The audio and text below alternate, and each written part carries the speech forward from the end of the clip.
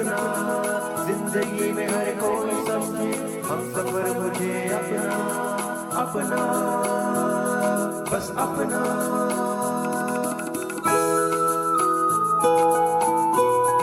अपना radio 96.9 FM।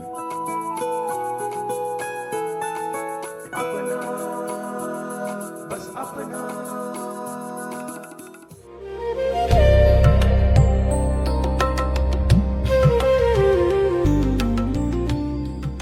दोस्तों नमस्कार, आप सुन रहे हैं अपना रेडियो 96.9 FM और मैं हूं उदय शर्मा। श्रोताओं, आज हम आपके लिए योग संगम के तहत खास कार्यक्रम लाए हैं, योग के संग जिंदगी संवारें।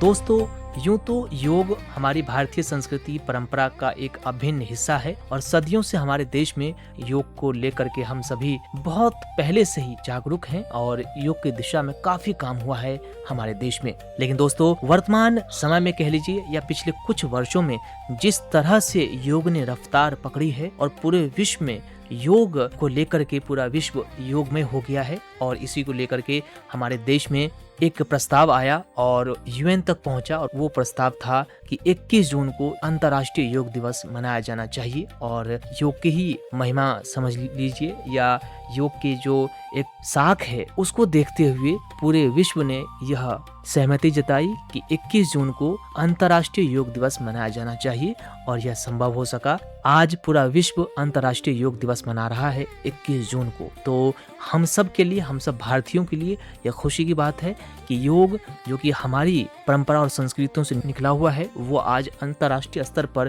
ख्याति प्राप्त है। योग की एक खास इसकी जो विशेषता है वो ये कि योग कोई इलाका, कोई क्षेत्र, कोई रंग रूप नहीं देखता।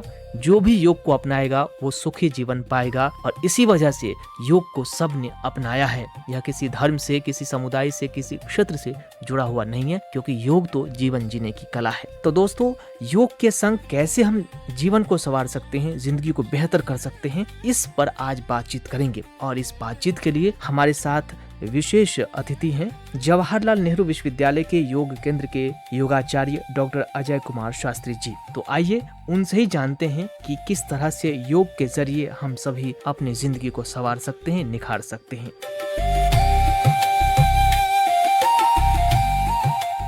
डॉक्टर अजय कुमार शास्त्री जी, आपका अपना रेडियो 96.9 FM में स्वागत है। धन्यवाद शर्मा जी। तो सर, आज हम सभी मना रहे हैं अंतर्राष्ट्रीय योग दिवस। तो सबसे पहले आप इस दिवस के बारे में क्या कहना चाहेंगे? यह दिवस अपने आप में हमारे देश की अपनी एक संस्कृति है, उसको महत्व देता है। और यह दिवस माननीय, सम्माननीय, आदरणीय हमारे देश के यशस्वी प्रधानमंत्री आदरणीय मोदी जी, जिनकी परम कृपा से, जिनके सहयोग से 193 देशों के अंदर जब ये घोषणा की गई थी, उस दौरान से एक संकल्प लिया था कि प्रत्येक मानव के लिए योग बहुत आवश्यक है जी। योग प्रत्येक मानव के लिए एक वरदान साबित है। मानव होना चाहिए, दानव नहीं होना चाहिए। और मानव को और मानवता बनाए रखने के लिए योग की अहम भूमिका है।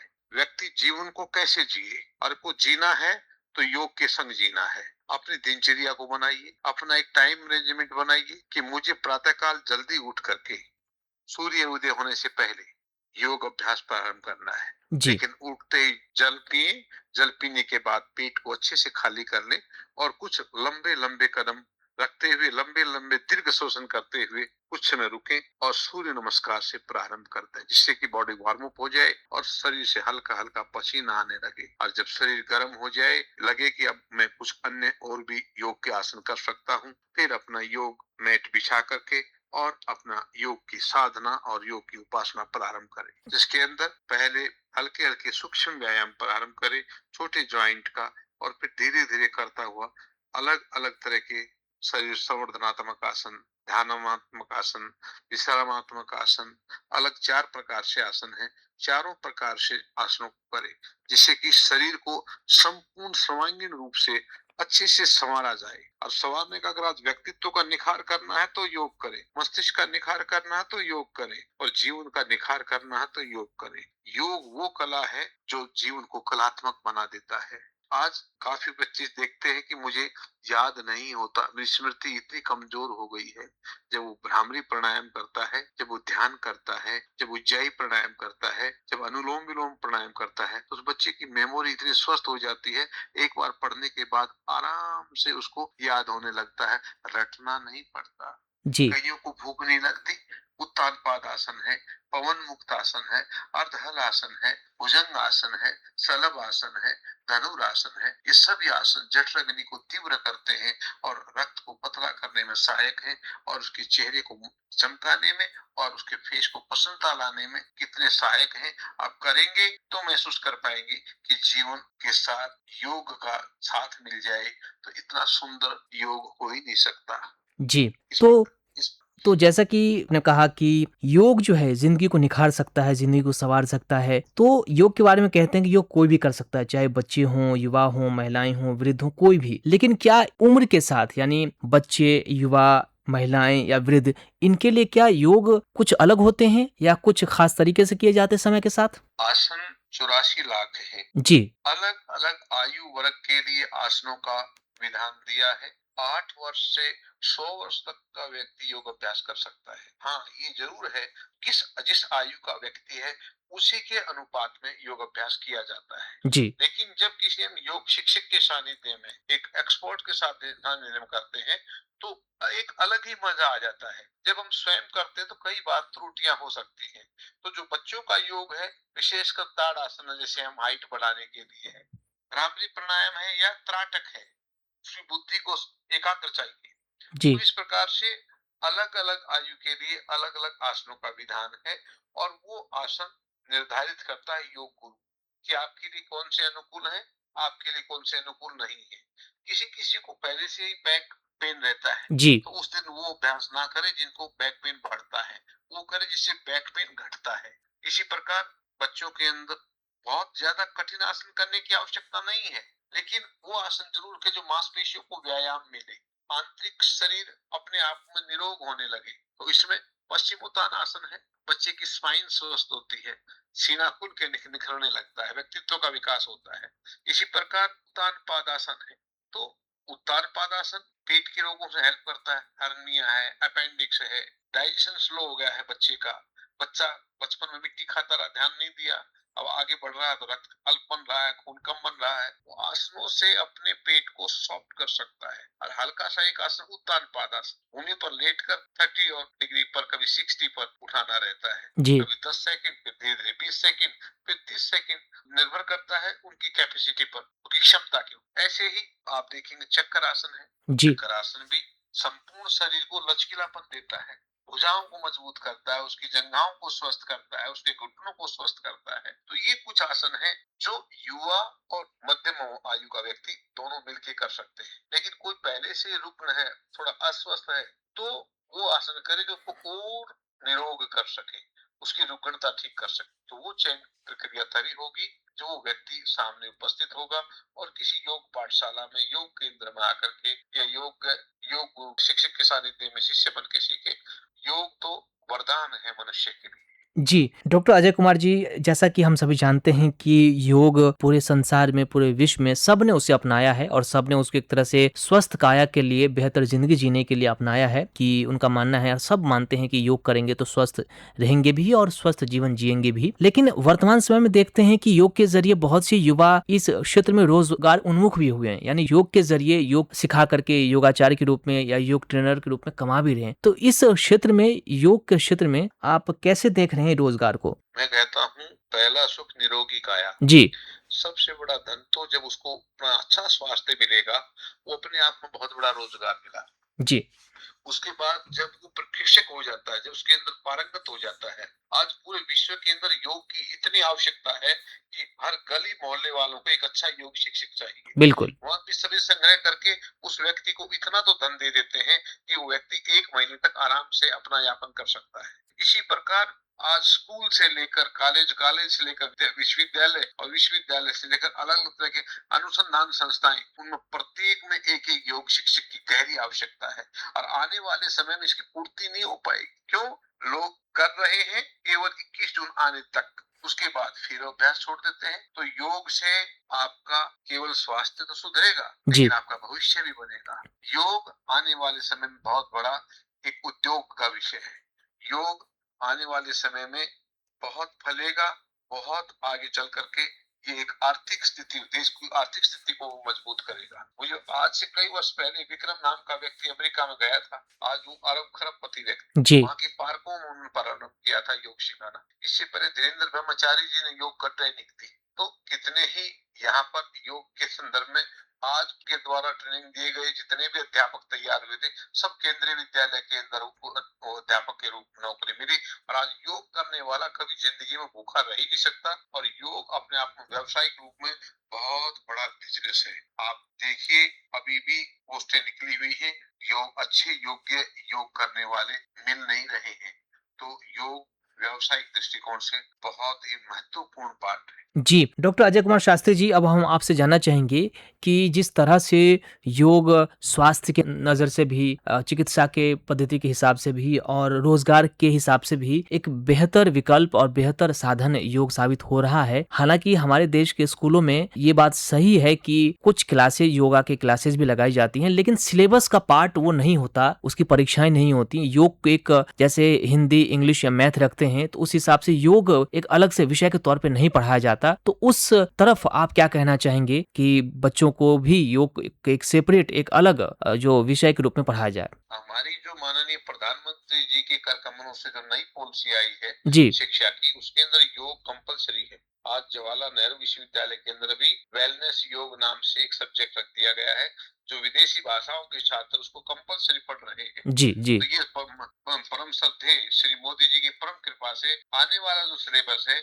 उसके अंदर बहुत जबरदस्त इसको कंपलसरी किया गया, अनिवार्य किया गया है कि भाई योग को पढ़ाना ही है। और सिलेबस तैयार हो चुका है।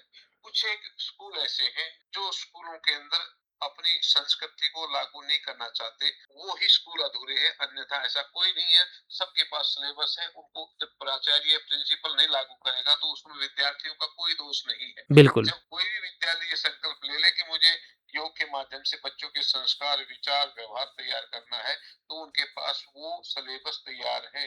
एनसीईआरटी के पास जाकर देखे, तैयार रखा हुआ है। अब लागू नहीं करते, वो प्रिंसिपल प्राचार्य महोदयों की कमी है।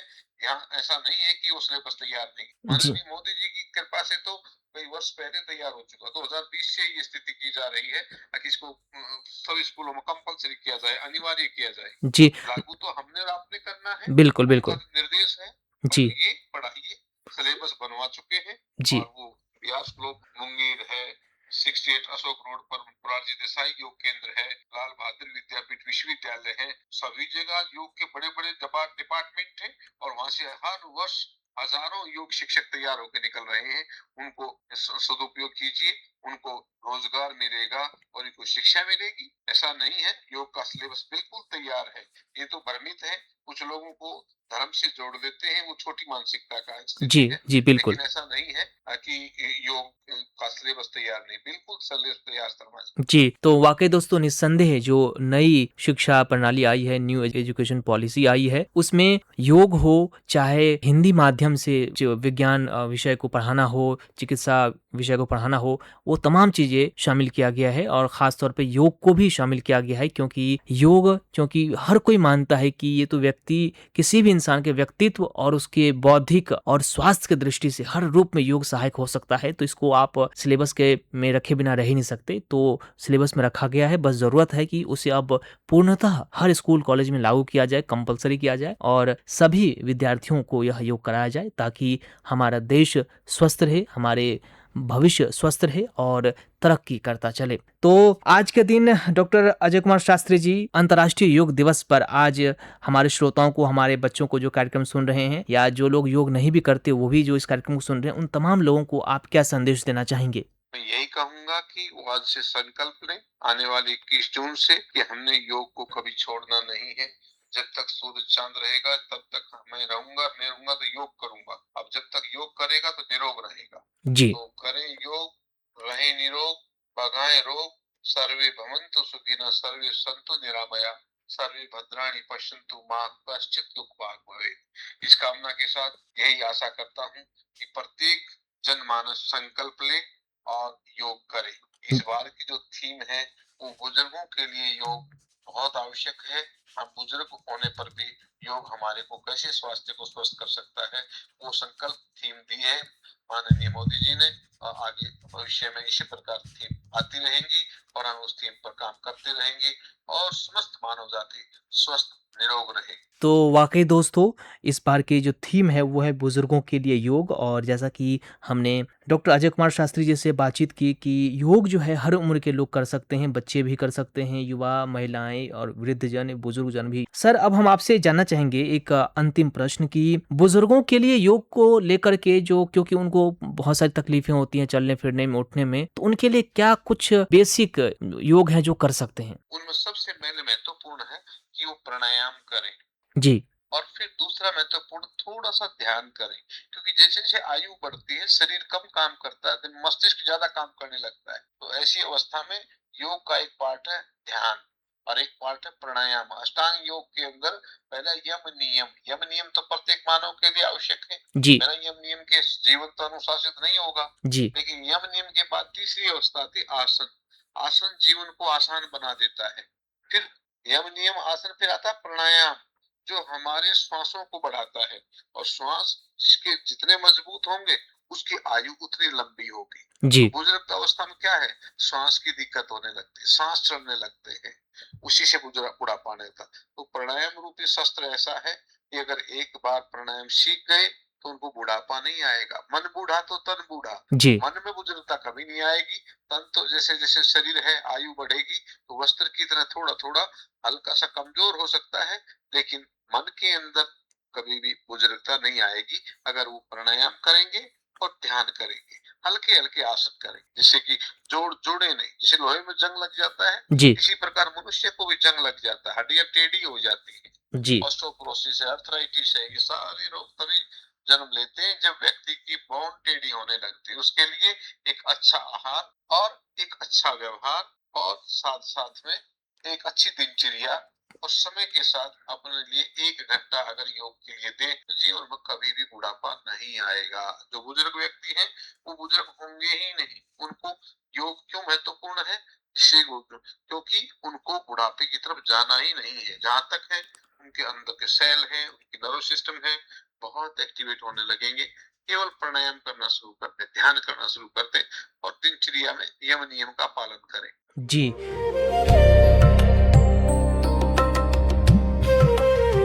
तो वाकई दोस्तों, योग के संग हम सभी अपनी ज़िंदगी को संवार सकते हैं, बेहतर बना सकते हैं, चाहे बच्चे हों, बुजुर्ग हों, युवा हों, महिलाएं हों, किसी भी उम्र आयु के, किसी भी लिंग के व्यक्ति हों, हर कोई किसी भी जाति धर्म के हो, हर व्यक्ति, हर जो कहते हैं कि इंग्लिश में कहते हैं इंडिविजुअल, वो योग कर सकते हैं और बेहतर ज़िंदगी, खुशहाल ज़िंदगी जी सकते हैं, स्वस्थ रह सकते हैं और अपने आसपास को भी यह जो कला है वो सिखा सकते हैं, उन्हें यह बता सकते हैं कि योग कीजिए और निरोग रहिए। तो हम तो ये चाहेंगे दोस्तों कि आप आज के इस विशेष दिवस पर संकल्प लीजिए कि योग करेंगे और निरोग रहेंगे और साथ ही अपने देश की तरक्की में अपना योगदान देंगे। तो डॉक्टर अजय कुमार शास्त्री जी, आपने आज इस खास दिवस के दिन, इस खास विषय पर, योग के संग सवारी जिंदगी पर आपने इतनी महत्वपूर्ण बातें बताई और विस्तार से आपने बताया कि किस तरह से योग सबके लिए कल्याणकारी हो सकता है, सबके लिए योग है, इस पर आपने जोर दिया। तो आपने अपना कीमती वक्त हमें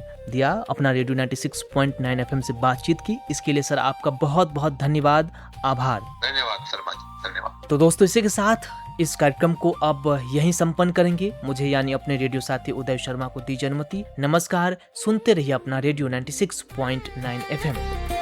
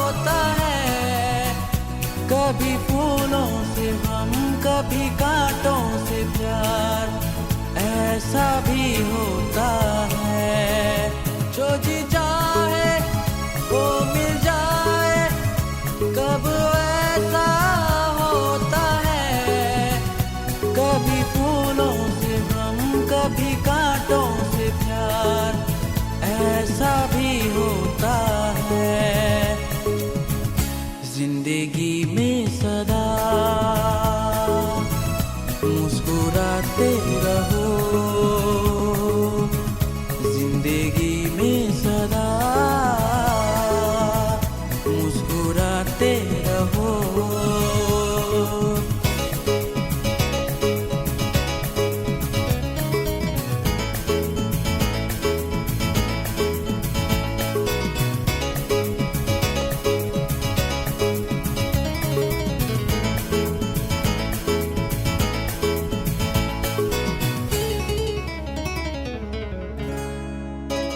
बीते हुए कल के लिए आने वाला पल ना खोना, जाने कौन कहाँ से आकर तेरा मंजिल संवर दे। बीते हुए कल के लिए आने वाला पल ना खोना, जाने कौन कहाँ से आकर तेरा मंजिल संवर दे। जिंदगी में सदा मुस्कुराते रहो। जिंदगी में सदा मुस्कुराते रहो। गम हो या खुशी,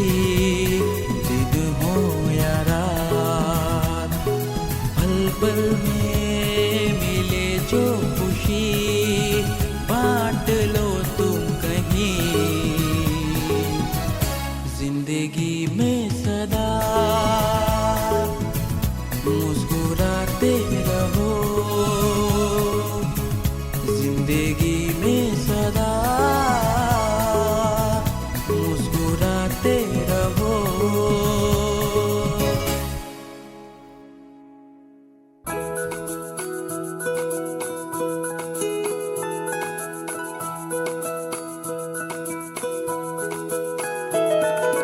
मेरी ख्वाहिशें मेरे अरमान, मेरा बस यही सपना, जिंदगी में हर कोई समझे हम सफर मुझे अपना अपना बस अपना।